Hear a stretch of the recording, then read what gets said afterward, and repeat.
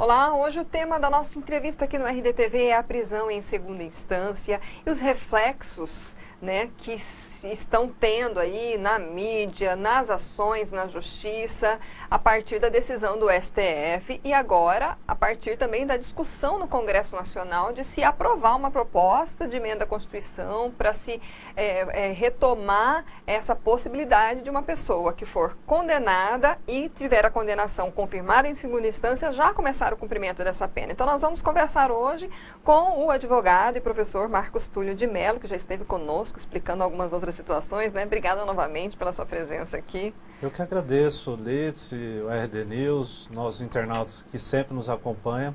É um prazer mais uma vez estar aqui. Vamos retroceder um pouquinho antes de falar desses debates atuais, né, quanto a essa possibilidade, para explicar aí para o nosso internauta, principalmente as pessoas que não são do mundo jurídico, né? Quais foram, assim, os primeiros reflexos? Claro que o que foi mais divulgado, né, que foi a soltura do ex-presidente Lula, mas dentro do que você acompanhou, que outros reflexos surgiram a partir dessa decisão do STF?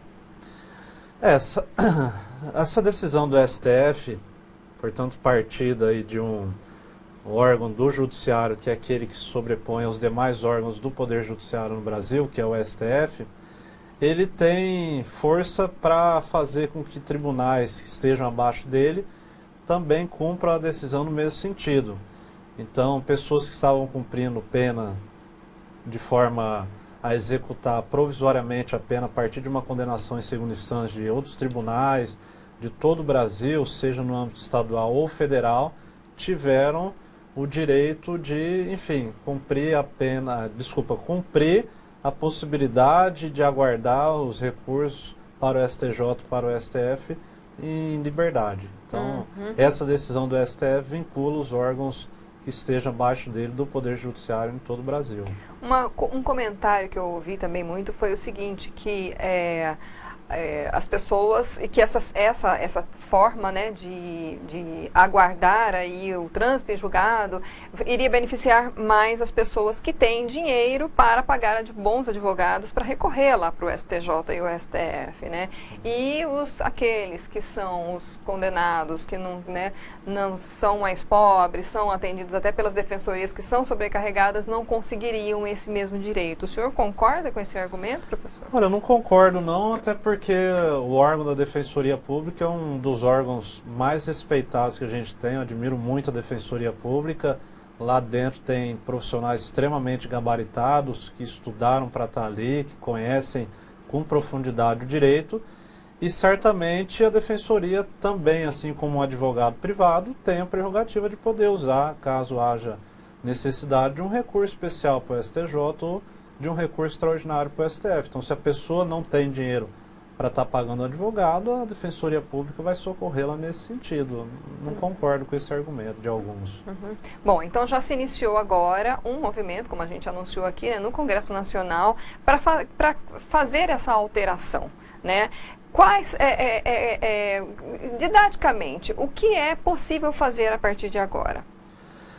A questão é o seguinte, o trânsito em julgado é aquela possibilidade de não haver mais como entrar com algum tipo de recurso. A palavra jurídica e o nome em iuris, trânsito em julgado, significa quando esgotou-se as vias recursais, ou seja, quando não cabe mais algum recurso. Então é nesse sentido aí que a decisão do STF se pautou, dentro do artigo 5º, inciso 57 da Constituição Federal, que traz a seguinte redação: considerar-se-á culpado somente após uma sentença condenatória transitada em julgado. Então era nesse sentido a principal discussão havida no STF. Se você cumprir a pena em segunda instância, tendo ainda pendente recurso especial ao STJ e recurso extraordinário ao STF, a violação desse princípio constitucional que está estabelecido numa cláusula pétrea. Então, quando o STF agora, por último, diz que se houver um cumprimento provisório da pena após uma condenação em segunda instância, isso violaria esse princípio da presunção de inocência. Então, o recurso extraordinário, o recurso especial, eles são mecanismos facultados às partes que queiram dela fazer uso e que pode ser utilizado no momento correto. Uhum. Então, na verdade, o tempo para esse processo, geralmente, se for aguardar aí todo o trânsito em julgado, ele é extenso, né? A gente sabe extenso. que o Poder Judiciário é abarrotado de processos, né, de ações. E isso não poderia prejudicar o cumprimento dessa pena lá na frente? Por exemplo, não teria risco de prescrição?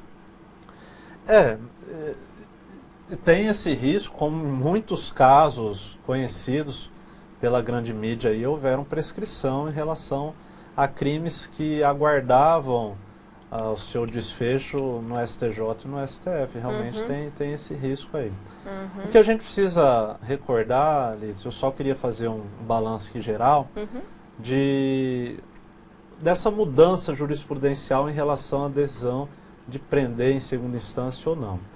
A nossa Constituição é de 1988.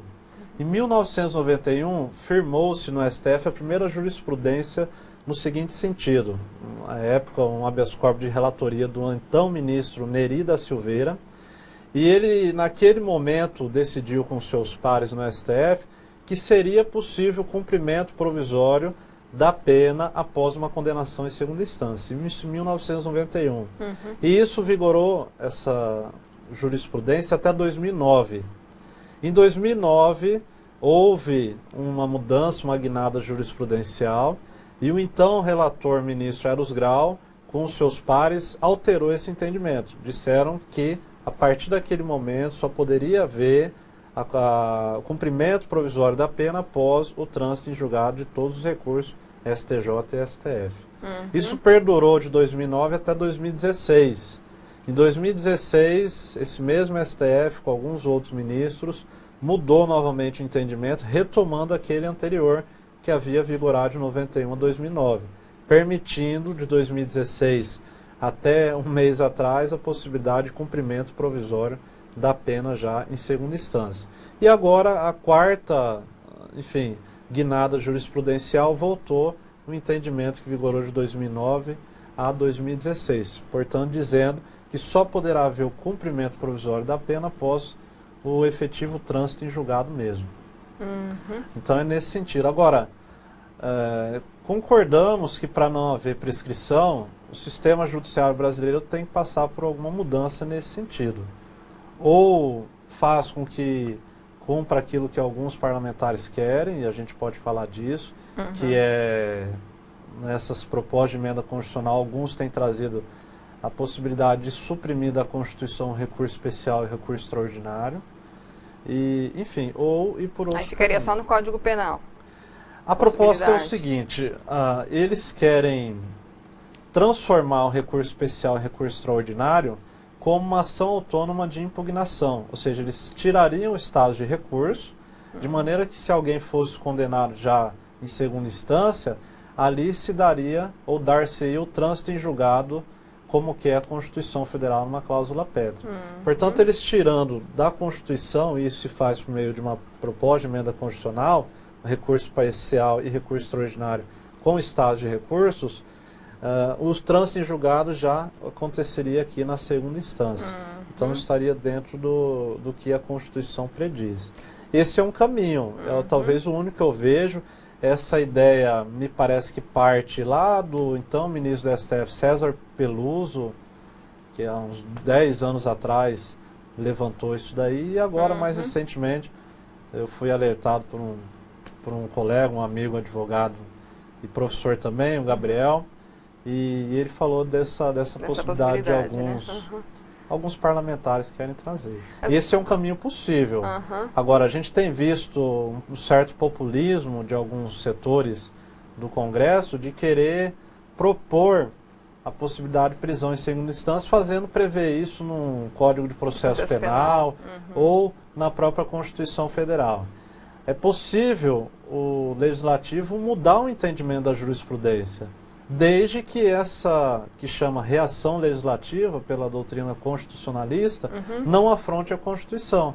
Porque senão é uma lei, é uma proposta de emenda que já nasce com um vício originário de inconstitucionalidade. Se amanhã ou depois o parlamento vem e diz, será possível a prisão após segunda instância, e colocar isso na lei, naquele momento ela já nasce inconstitucional. Então, na verdade, assim, se alterar o Código de Processo Penal, ele vai estar em conflito com a Constituição No por seu causa... nascedouro na hora. Na hora ele já nasce inconstitucional. Agora, essa questão de tirar, digamos, o status de recurso, né? Desses dois recursos, o especial e o extraordinário. Isso também não englobaria um pouquinho também de questões políticas, porque certamente, assim, se levantaria a possibilidade de, então, para que vão servir os tribunais, né, os superiores e o Supremo Tribunal, nesse sentido de ter a competência de olhar tudo ali do alto, né, e ser um último degrau. Você acha, assim, que não traria um pouco essa discussão de enfraquecimento do STJ e do STF? O STF, após a emenda constitucional 45 em 2004, ele quis assumir um papel de ser uma corte constitucional, de ser uma corte para cuidar dos aspectos constitucionais mesmo do direito brasileiro, aquelas questões de grande relevância, que houvessem repercussão geral, para não ficar cuidando do caso do João, da Maria, esses pequenos casos. E isso, de certa maneira, foi possível acontecer, em certa maneira, quando comparado anteriormente a 2004. Então, o recurso extraordinário, que é aquele que você endereça ao STF, ele vai discutir, por exemplo, uma condenação à vida em segunda instância apenas nos aspectos constitucionais. Apenas você discute num recurso extraordinário se aquela decisão afrontou a Constituição em algum ponto. Você não discute mais ao STF e nem ao STJ, num recurso especial, as questões de fato e de direito mesmo. Se a prova trazida por aquela testemunha foi feita devido bem, ou seja, se a testemunha falou a verdade, se aquele documento que foi utilizado é um documento que serve para condenar. Não discute mais isso, daí esgotou na segunda instância. Por isso que a legislação brasileira dá essa brecha de você tentar mexer um pouco no recurso especial e no extraordinário. As vias ordinárias mesmo acabam na segunda instância. Até a segunda instância é o momento que você pode discutir provas, rediscutir, trazer algum elemento novo, etc. Agora, possivelmente, essa supressão dos dois recursos que a gente está comentando aqui poderia trazer uma certa discussão, porque existe uma parte da doutrina e do próprio STF que pensa que você limitar direitos fundamentais que já existem seria uma certa impossibilidade também do direito brasileiro, né? porque é uma cláusula pétrea. Então você tirar alguns recursos que já estão previstos para alguma parte da doutrina, uma doutrina respeitável para alguns ministros do STF, isso viola uma cláusula pétrea. Então não poderia mexer nesses recursos, mesmo que eles não estejam lá classificados hoje como cláusulas pétreas. Seria uma outra discussão que a gente possivelmente teria no STF. Para a gente explicar aí para o internauta, então a gente até pesquisou antes de gravar essa entrevista, foram propostas agora no mês de novembro 15 propostas de emenda à Constituição, né, apresentadas, né, no Congresso Nacional ao todo. Quais seriam os caminhos agora, né? Digamos que chegou tudo isso de proposição, de apresentação. Quem vai dar início, qual casa, é Senado, Câmara Federal, para uma emenda, né, explicando aí, alterar a Constituição, o que é preciso para as votações? Queria que você explicasse um pouquinho esse procedimento todo.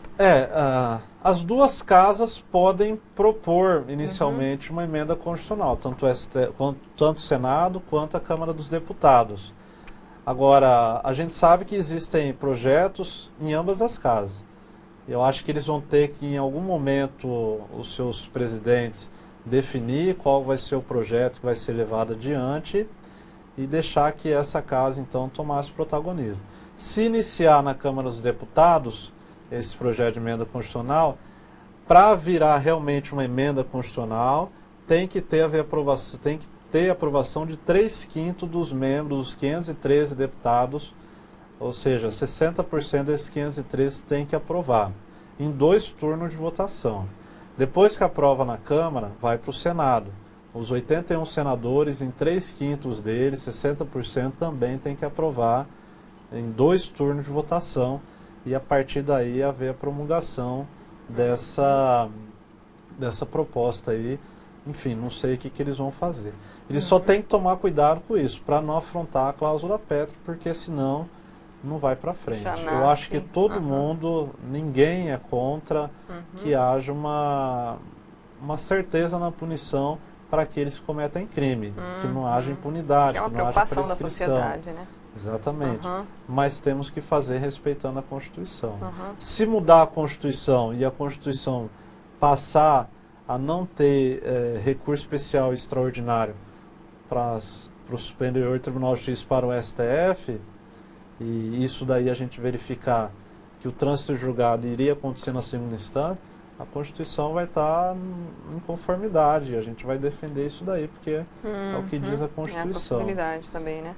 Lembrando também que passam por comissões, né? Nas casas, né? De Constituição e Justiça, toda também uma análise prévia antes de ir para a votação, né? Exatamente. E está nesse momento agora. A gente viu uma dessas propostas ser aprovada na Comissão de Constituição e Justiça da Câmara e possivelmente isso daí vai ser levado ao plenário apenas no ano que vem, 2020, porque nós já praticamente estamos chegando ao final do ano. E você acredita que vai ser uma aprovação que deve vir de uma forma rápida, digamos? Há um interesse aí para agora em 2020, se aprovar isso? Porque é um ano também político, é um ano de eleições, tem muitas coisas envolvidas também, né?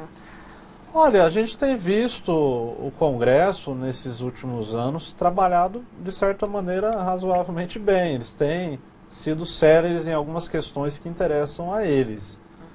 Questões difíceis, de muita repercussão, foram aprovadas, como a reforma da Previdência recentemente, mas um tempo atrás a questão da PEC do teto de gastos. Eu acho que se houver um interesse por parte deles, a coisa anda assim, de forma rápida, de forma célere. Agora tem que ver se é isso que eles querem, porque se fizer um estudo ali dentro do Congresso, a gente vai ver que boa parte deles responde a algum processo criminal na Justiça. Né? Tem os interesses também por trás. Tem alguns interesses por trás. Algum tema em relação a essa questão que a gente não abordou, que você gostaria de lembrar para a gente encerrar? Não, eu acho que é isso mesmo. Basicamente a gente abordou tudo aí, que tem se comentado na mídia. E é sempre um prazer estar aqui. Eu me lembro que eu vim a primeira vez falar daquele decreto das armas e a gente já levantava possíveis inconstitucionalidades trazidas nele e de fato se comprovou depois que o próprio presidente revogou. Depois viemos falar da lei de abuso de autoridade, que havia entrado em vigor, que eu apontava vários pontos como inconstitucionais e que o próprio Congresso derrubou alguns vetos do presidente por entender que realmente eles deveriam ser mantidos. O presidente entendeu ser inconstitucional, mas não tinha nada de inconstitucional. Boa parte foi derrubado. Então assim, a gente está sempre apontando como jurista o que deve ser apontado aí e esclarecer o nosso público. Tá jóia, a gente agradece também. Obrigado. Obrigada. A gente vai colocar aqui, inclusive, o card das outras entrevistas do Marcos Túlio, se você quiser, né, as que ele citou aqui, se você quiser ouvi-lo. E esta entrevista fica disponível no nosso canal do YouTube, nos sites RDTV e RD News. Espero que a gente tenha ajudado, assim, colaborado aí para a compreensão de toda essa questão que se falou tanto na mídia, que às vezes a gente, quem é leigo não entende, não conhece, né, mas é importante, como cidadão, a gente acompanhar. Obrigada pela sua audiência, até a próxima.